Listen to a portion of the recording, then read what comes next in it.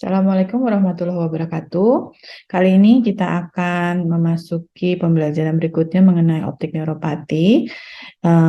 Bagaimana kita kemudian melakukan diagnosis terhadap optik neuropati dan sedikit mengenai tata laksana. Sedangkan nanti tata laksana lanjutan kita akan belajar pada topik-topik yang lain. Sebelum masuk kepada jenis-jenis penyakitnya, kita bisa mulai mengingat lagi mengenai basic anatomi dari nervus opticus itu sendiri. Jadi kalau kita lihat anatomi dari optic nerve itu terbagi menjadi 4, yaitu daerah intraokular yang biasa kita lihat papil, kemudian intraorbital, kemudian intrakanalikular, kemudian di intrakranial ya. Intrakranial masing-masing nanti kita akan bahas. Dalam intraokular sendiri, kira-kira ini adalah area kepala dari optic nerve ya. Ini kira-kira panjangnya 1,5 sampai 1,75 mm.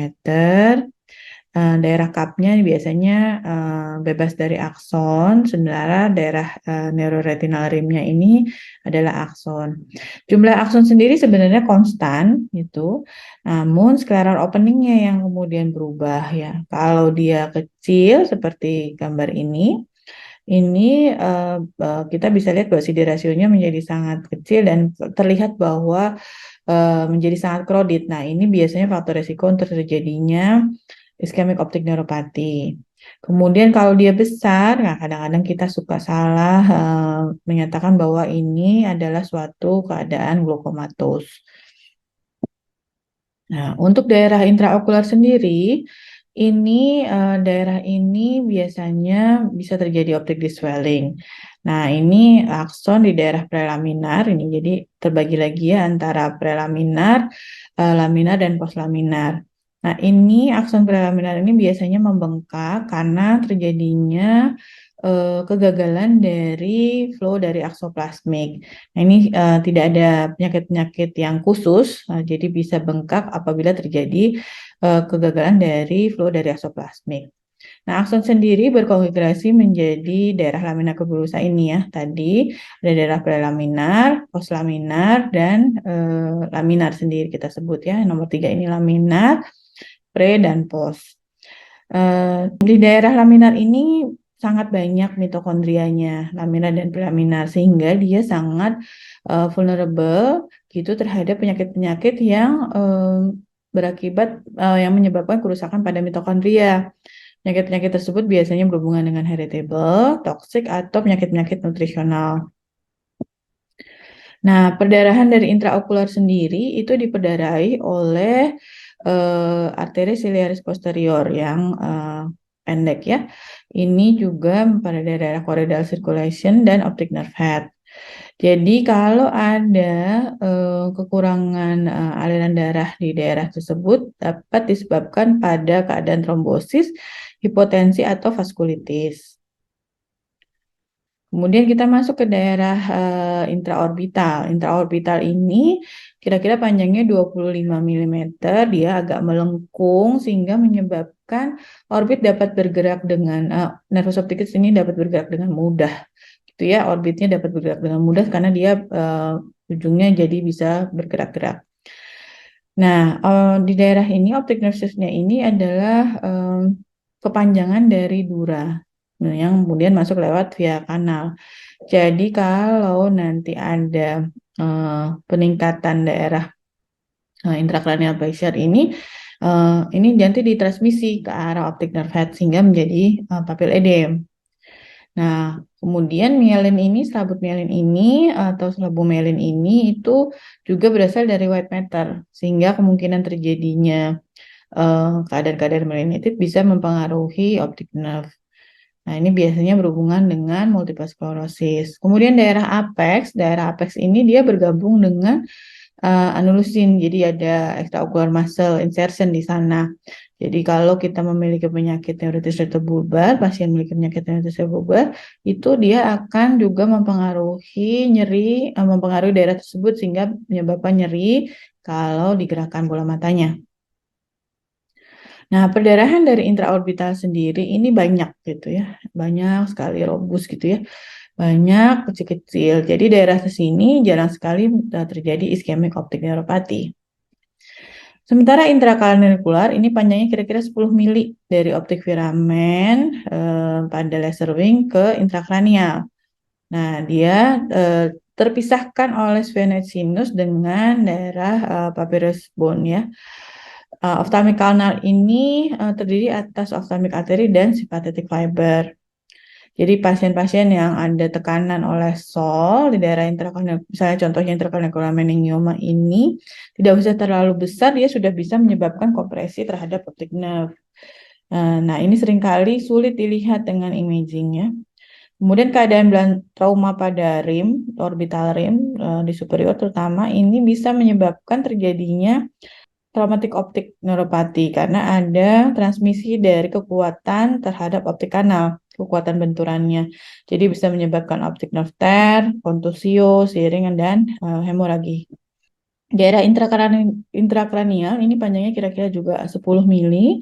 Ini diperdari oleh intracarotid artery, arterial cerebral artery, dan anterior communicating artery. Nah, kalau terjadi aneurisma pada carotid ophthalmic, ini menyebabkan terjadinya kompresi pada intrakranial optic nerve. Nah, kita masuk kepada gambaran retinal nerve fiber layer. Jadi, mungkin sudah mendengar mana yang disebut sebagai arcuate scotoma.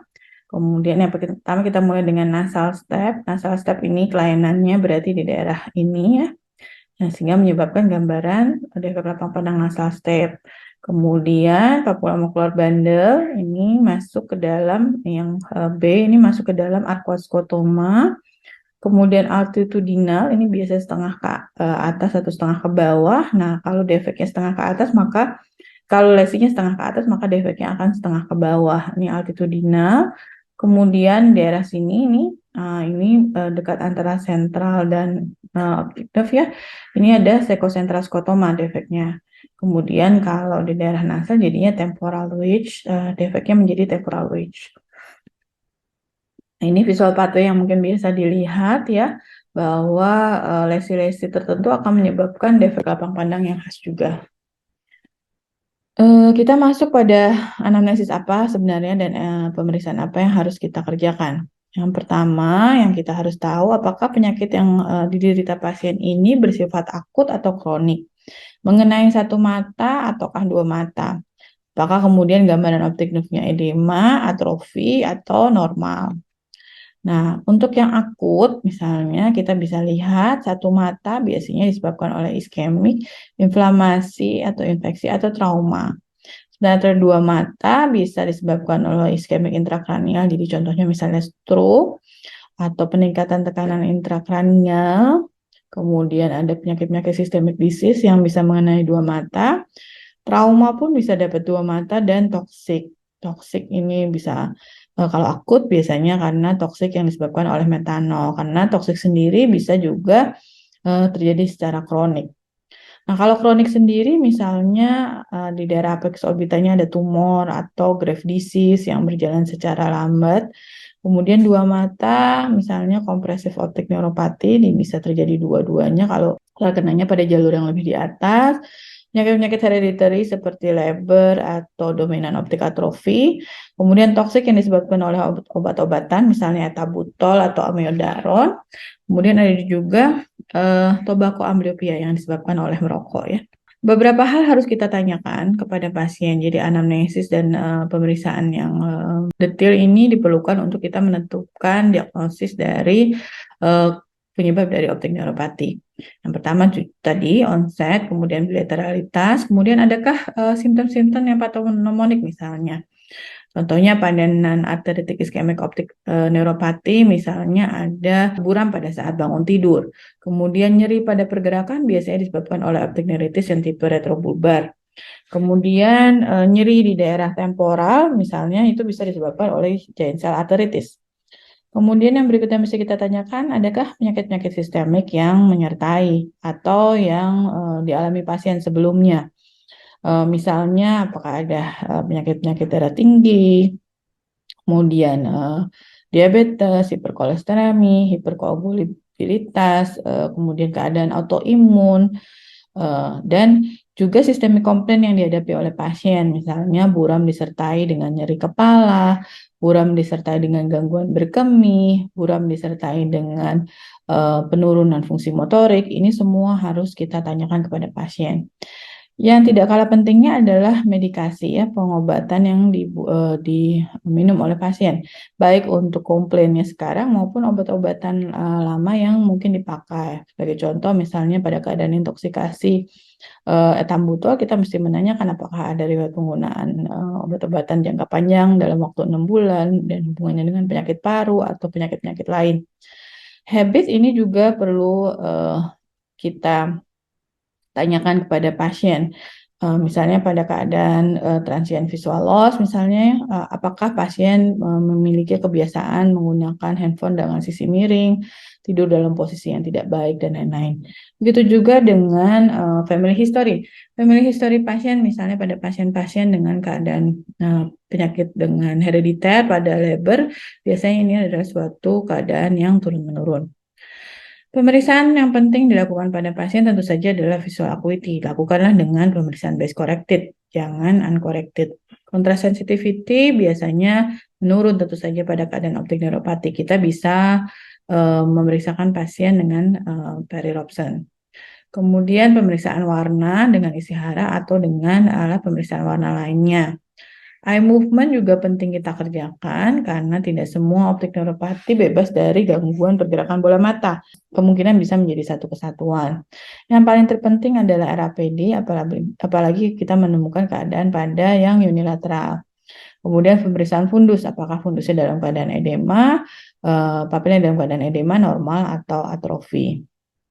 Visual field dari mulai yang paling mudah dengan konfrontasi sampai dengan visual field menggunakan alat-alat automated. Elektrofisiologi mungkin diperlukan apabila kita tidak menemukan penyebab pasti dari suatu keadaan optik neuropati. Kemudian OCT ini bisa menggunakan untuk menganalisis peripapilar fiber layer atau ganglion cell, atau yang sekarang kita bisa gunakan adalah untuk melihat angiografi atau gambaran pembuluh darah dari arah papil. Ini contoh pemeriksaan light reflex dan RAPD. Biasanya kita lakukan dalam keadaan terang dan gelap. Bisa kita lihat, nah, pada saat kita center kembali, terjadi pelebaran dari pupil di mata sebelah kirinya. Ini kalau dalam keadaan gelap, baiknya kita lakukan pemeriksaan pada keadaan gelap dan terang. Ya, ini masing-masing kita lihat, dari refleks cahayanya, begitu kembali dia melebar lagi. Kemudian pemeriksaan konfrontasi, ini pemeriksaan lapang pandang yang paling mudah kita bisa lakukan. Iya, sisi sebelah luar ini, kalau sisi sebelah dalam yang kanan, kelihatan yang kiri nggak kelihatan. Ini kita dengan menggunakan perbandingan. Jadi kita membandingkan apakah sisi luar dan sisi dalam mana yang lebih jelas terlihat pasien. Ya itu nggak kelihatan. Ada bagian yang tidak terlihat oleh pasien, kemudian mata sebelahnya. Iya kan? Ini yang jelas. Membawa? Oh iya. Beda kelihatan. Kalau dibandingin sisi sebelah luar sama sisi sebelah sini lebih jelas langsung. Ya kan? Iya. Di pasien berada dalam keadaan yang ya. Kemudian kita bisa melihat keadaan optik nerve-nya saat ini. Apa yang disebut sebagai pallor? Kenapa sebenarnya jadi optik atrofi? Optik atrofi ini terjadi karena injury dari akson. Ini bisa bersifat retrograd maupun autograde, jadi menyebabkan degenerasi dari akson sehingga akhirnya kematian dari retinal ganglion cell. Pada beberapa keadaan neuroophthalmic disorder terjadi axonal loss, hingga pallor biasanya pada daerah yang neuroretinal rim yang biasanya pink, tanpa kita bisa melihat adanya kehilangan dari massa neuroretinal. Nah, kerusakan atau kehilangan dari akson ini bisa manifest sebagai cupping tapi tidak glaukomatos. Dan lokasi dari segmental parallel biasanya kita bisa menentukan penyebab dari optik neuropati tersebut. Nah, segmental pallor biasanya terjadi pada NION ya, jadi bisa kita lihat ini ada pallor yang segmental di daerah superior, sehingga defek lapang pandangnya di daerah inferior. Nah, kemudian pada dominan optik atrofi atau Leber biasanya di daerah temporal pallornya. Kemudian misalnya pada botai atrofi, pada optik tract syndrome gitu ya, ini kelihatan seperti botai ya. Nah, defeknya biasanya left homonymous semianopia, ini pada tractus opticus kerusakannya. Kemudian cupping dengan pallor biasanya pada primary angle closure, open angle glaucoma. Nah, tapi mungkin ini kesannya seperti tampak tidak seperti glaucomatus yang disebabkan oleh kerusakan non glaukoma.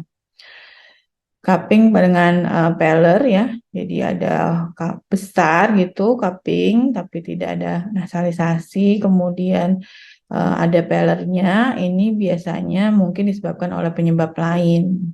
Nah, ini contohnya pada sphenoid meningioma. Beda lagi dengan pallor atau papil atrofi yang disebabkan oleh papil edem. Nah, papil atrofi yang disebabkan oleh papil edem akan tampak gambaran seperti ini, jadi batasnya tidak tegas. Jadi kita sebut sebagai papil atrofi sekunder biasanya. Nah, ini disebabkan oleh keadaan papiloidem. Jadi ada ring beta pada batas yang tidak tegas, kadang-kadang ditemui ada hard exudat. Nah, kemudian yang berikutnya optic diswelling. Nah, swelling ini biasanya terjadi di daerah prelaminar akson ya. Jadi ada elevasi dan ekspansi dari optic nerve head-nya. Jadi agak naik ke atas. Nah, biasanya akson ini membengkak pada keadaan normal. Proses dari anterior corticoplasmic ini biasanya terjadi karena keadaan mekanikal bisa, karena iskemik bisa, karena toksik, pada inflamasi maupun infiltrasi dari kanker atau organisme yang infeksius. Ini transudasi dari fluid ini dari akson yang injury dan disc vessel ini menyebabkan optic disc menjadi tambah swollen ya. Nah, ini penyebab dari optic disc swelling. Ada banyak yang bisa kita bagi ya. Kalau unilateral umur kurang dari 45 tahun, biasanya kita mencurigai ada suatu optic neuritis dengan klinikal karakteristik tertentu. Gitu. Kemudian untuk lebih dari 40 biasanya kita mungkin bisa mencurigai ini adalah suatu non-arteritic ischemic optic neuropathy. Disedemnya biasanya diffuse atau segmental, ada hemorrhagic, defek lapang pandangnya seringkali altitudinal, kemudian onsetnya sudden gitu dan tidak ada perbaikan. Usia di atas 60 tahun biasanya kita mencurigai adanya arteritic ION atau giant cell arteritis. Nah, ini khas sekali. Optic nerve-nya biasanya chalky white gitu ya. Terus visual loss-nya sangat jelek sekali turunnya. Ada penyakit-penyakit sistemik seperti vaskulitis atau polymyalgia rematik. Tapi kita juga bisa consider diabetic papillopathy, papillopebitis, unilateral papilledem, kompresif, inflammatory, dan infectious atau ocular disease lainnya.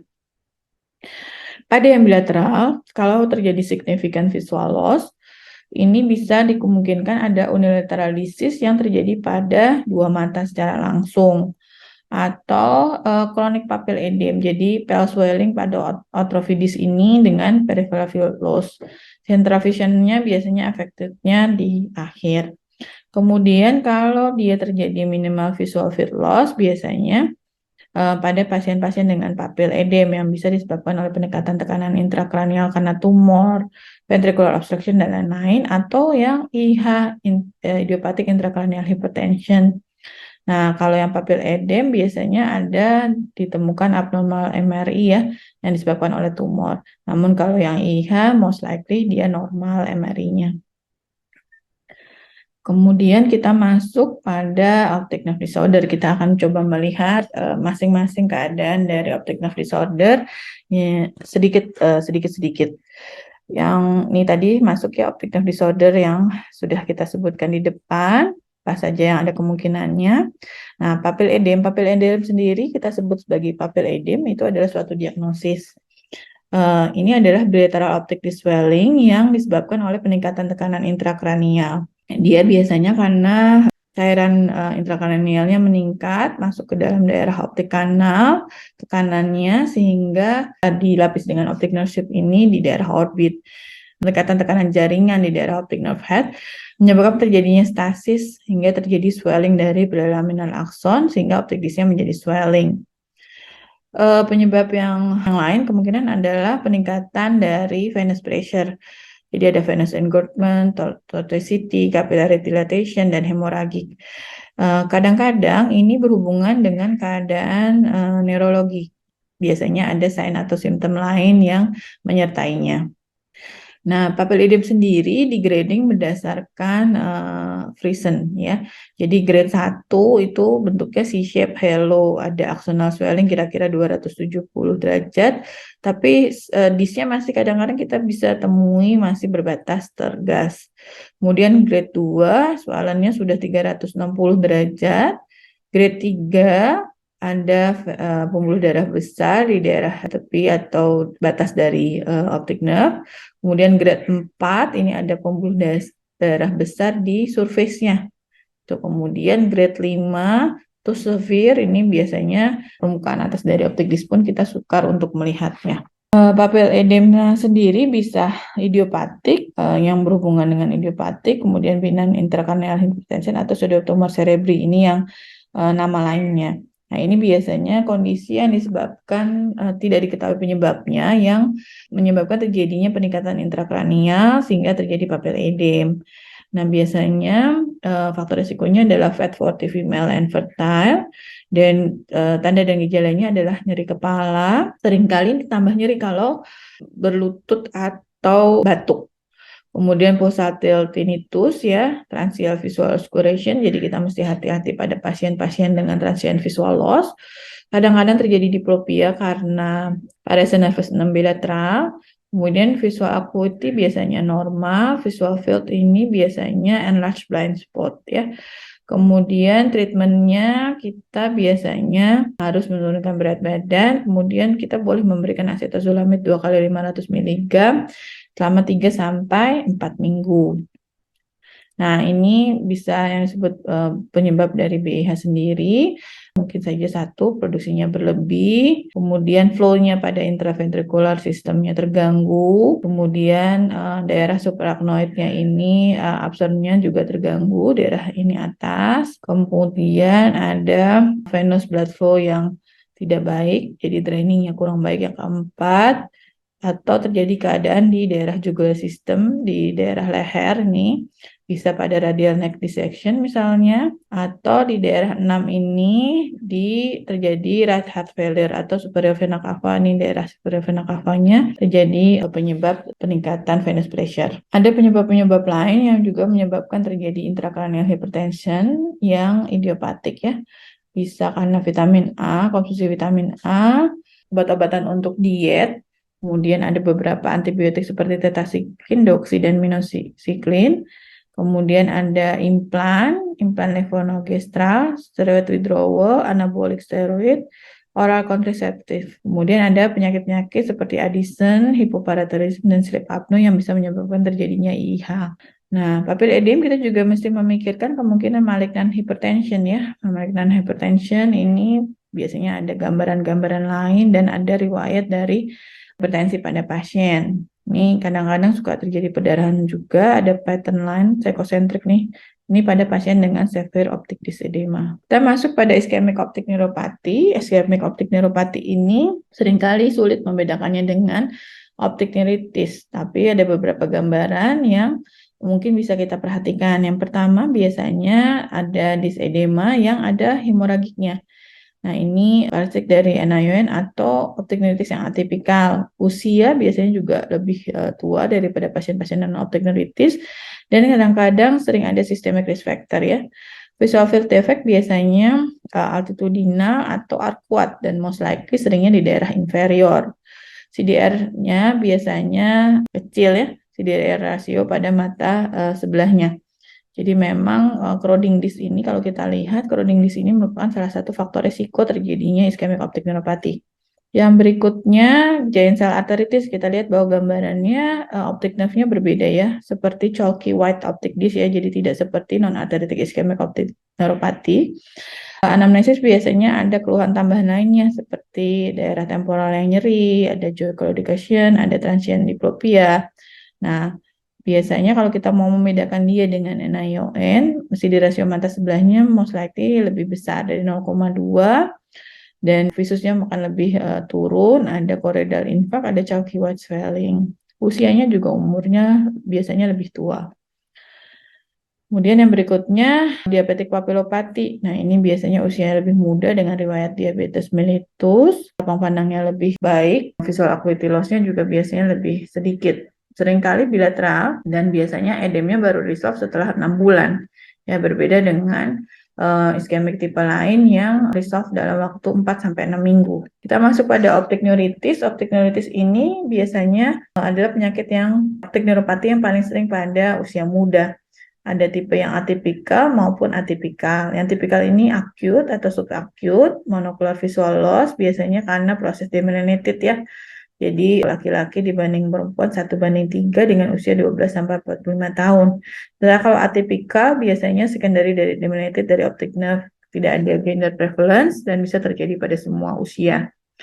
Ini perbedaan antara tipikal dan atipikal, bahwa yang tipikal biasanya bisa mild reduction sampai NLP, sementara atipikal ini biasanya lebih severe dan memberat dalam 2 minggu. Most likely dia painless, kemudian persistent pain, kalaupun ada, biasanya pain-nya going onset visual loss ini persistent gitu ya. Kadang-kadang ada severe pain, kadang-kadang ada restriksi dari eye movement, dan bisa menyebabkan pasien bangun malam hari. Kemudian ini tipe yang tipikal bisa yang optic disc swelling, bisa juga yang retrobulbar. Sementara atipikal kalau kita sudah melihat perdarahan atau ada segmental changes, atau ada sebagian atrofi, ada splinter hemorrhage, ada macular star, ada peripeblitis. Nah, most likely ini adalah yang atipikal. Bedanya juga kalau atipikal ini depend dari lesionnya, visual field-nya. Kalau visual field dengan yang tipikal, seringkali dia daerah-daerah diffuse di daerah 30 derajat, sentra skotoma, altitudinal, atau arkuat. Nah, ancillary testingnya kita butuh MRI untuk yang tipikal, sementara untuk yang atipikal bisa tergantung penyebab. Jadi bisa perlu imaging atau bisa perlu pemeriksaan laboratorium. Treatmentnya biasanya untuk yang tipikal, steroid ya, ini mengikuti ONTT. Tapi kalau yang atipikal tentu saja tergantung pada penyebabnya. Seringkali dia mostly steroid dependent. Prognosisnya yang related ke MS biasanya lower risk-nya kalau dia laki-laki, kemudian kita temui waktu datang itu gambarannya adalah papilitis atau edem, khususnya NLP, tidak ada nyeri, ada retinal exudate, atau ada peripapillary hemorrhage. Sementara untuk yang tipikal, prognosis yang related to MS ini bisa menjadi MS 38% dalam 10 tahun, 50% di dalam 5 tahun. Pada pasien-pasien dengan normal brain MRI, itu kira-kira 16%, 1-2 lesion kira-kira 37%, kalau 3 sampai lebih itu kira-kira 51% untuk terjadi MS. Laki-laki biasanya lebih rendah untuk jadi MS dibandingkan dengan perempuan. Kita masuk pada infectious optic neuropathy. Jadi neuroretinitis nih biasanya bisa disebabkan oleh cat scratch disease misalnya. Nah, untuk hereditary optic neuropathy, yang paling sering adalah Leber hereditary optic neuropathy ya. Biasanya tipikal pada laki-laki di dekade. Jarang pada perempuan, tapi kalaupun ada bisa pada berapapun usianya. Biasanya dimulai dengan unilateral, kemudian diikuti oleh mata sebelahnya, dan terakhir dengan bilateral optic atrophy. Ada gambaran teleangioplasia, mikroangiopati, vascular toxicity, dan swelling of peripapillary nerve fiber layer. Kemudian yang berikutnya bisa juga terjadi neoplasma. Jadi ada infiltrasi dari sel-sel neoplasma pada optic nerve. Nah, ini gambarannya mungkin akan mirip-mirip, tapi anamnesis yang baik dan pemeriksaan yang baik akan menentukan ini perbedaan antara masing-masing jenis optic neuropati. Kemudian optic nerve sheath meningioma misalnya, ini juga gambarannya akan kronik ya, diffuse edem dari left optic disc. Biasanya ini ya akan gambarnya seperti ini, lapang pandangnya juga biasanya akan makin memburuk, jadi kita perlu melakukan pemeriksaan imaging yang tepat.